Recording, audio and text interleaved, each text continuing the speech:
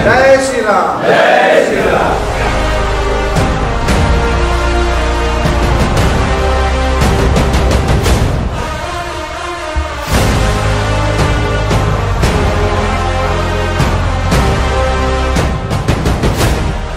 महात्मा फुले जयंती निमित्तानं या ठिकाणी बोनकुडे गावामध्ये बूथ बैठक झाली आणि आज आम्ही अभिवादन केलं। महात्माजी फुले, सावित्रीबाई फुले यांना अभिवादन केलं।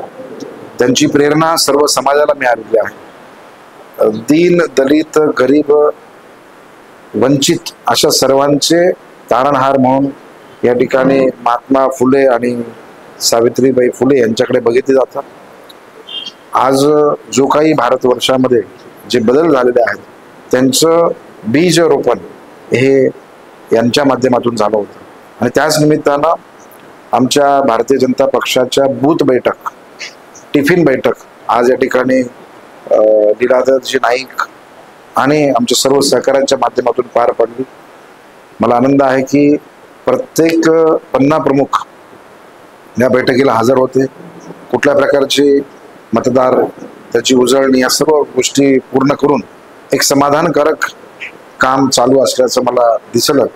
मला विश्वास आहे की अब की बार 400 पार हा मोदी साहेबांचा नारा आणि महाराष्ट्रामध्ये अब की बार 45 पार अशा पद्धतीचं महायुतीचं गठबंधन या ठिकाणी पुढे चाललंय।